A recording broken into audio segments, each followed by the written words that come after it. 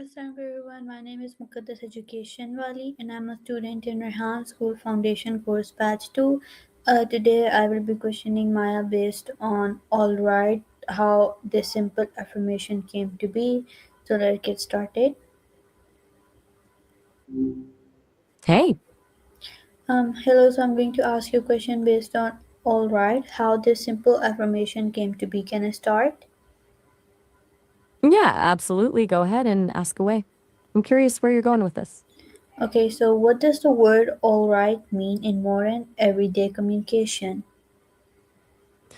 In everyday conversation now, all right is pretty versatile. It basically means things are okay or that you're acknowledging something is acceptable or agreed upon. But it's weird because it's also used as an interjection. Like when you're starting a conversation, all right, let's do this, almost like a motivational thing. Like people also use it when they're trying to reassure someone, but it can feel casual or even dismissive depending on how you say it. What's interesting you about it? Okay, so how did the expression alright originate historically?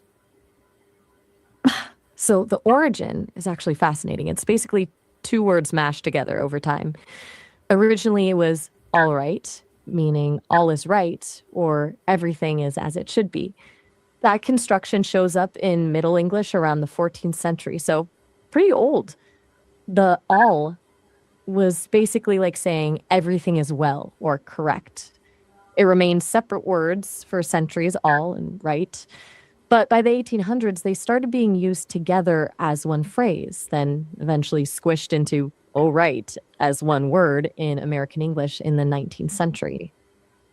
Now, all right and all right are both totally acceptable spellings, though all right is generally preferred in British English and formal writing. Crazy how long something takes to evolve like that, right? So, what role did language evolution play in the acceptance of the word alright? Language evolution is all about efficiency, honestly. Humans are lazy talkers. We find shortcuts wherever we can. All right was used so often as a phrase that it just made sense to combine into one word. Plus, sound changes happen naturally over time. When people say phrases quickly, sounds get dropped or blended together. In this case, all right became easier and faster to say as all right. When spellings eventually caught up, it was just formalized. It's not like some official committee decided all right was now correct. It was more of a slow, organic process as people started writing down the way they actually spoke. Language follows usage more than it dictates it. So once people started regularly using and writing all right, it stuck. Does that track? So, why was alright once considered grammatically? Well, Why was alright once considered grammatically incorrect by some scholars? right. You hit on something interesting there. For a long time, all right, the two-word version, was considered grammatically correct. And all right was viewed as an informal, colloquial, even incorrect spelling. Grammar sticklers in the 19th and early 20th centuries insisted on keeping the two words separate. They'd argue that right was an adjective and all needed to be treated as its own thing. But as I mentioned before, usage won out. Even though some experts held on for a while, people kept writing all right, and it slowly gained acceptance. By the mid 20th century, it was widely recognized as standard, although formal style guides still often prefer all right to this day. So basically, it was a battle between prescriptive grammar, what experts say is correct, and descriptive grammar, how people actually use the language. And in this case, real usage won. Okay, so how does alright differ from alright in formal and informal usage? In formal writing and contexts, like academic papers or official documents, all right with the two words is almost always preferred. Style guides still lean heavily toward keeping them separate because of that historical debate we just discussed. It comes across as more precise and proper. All right is generally seen as acceptable in less formal contexts like everyday conversations, emails, texts, even journalism where the voice is more conversational. But if you're trying to sound polished and professional or meet a specific style requirement, all right is the way to go. It's like dressing up versus dressing down. The meaning is the same, but one gives off a different impression. Okay, so what social or cultural factors help popularize the word all right?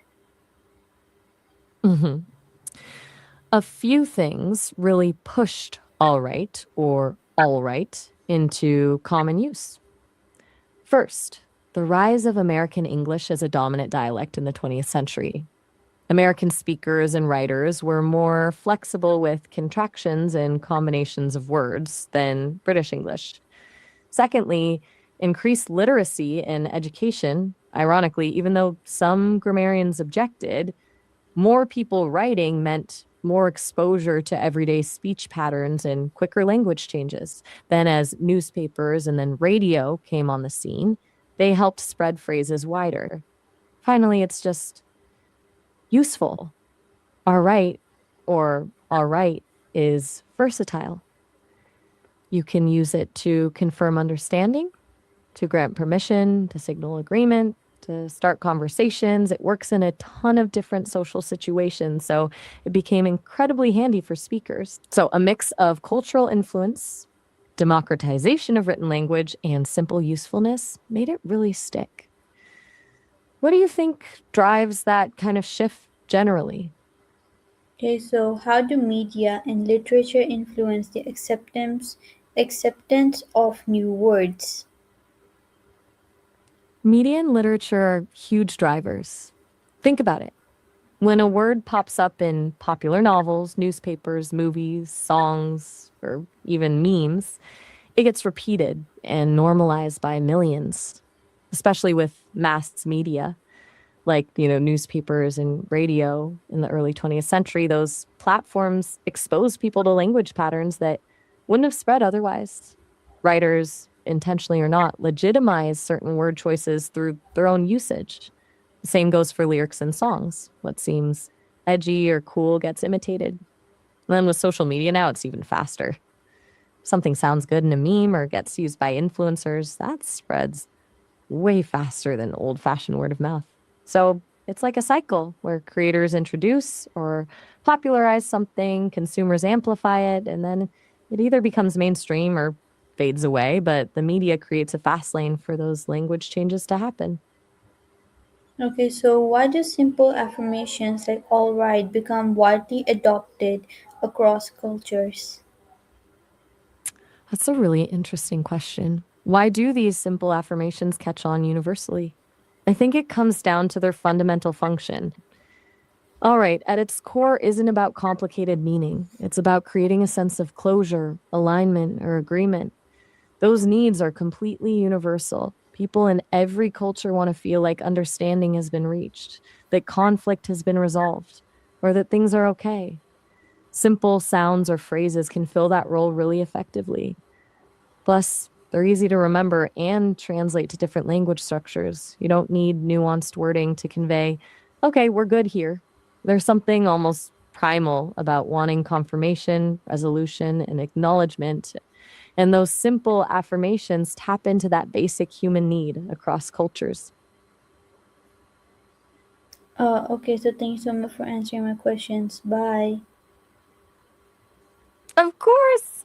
Glad I could help you explore the history of all right.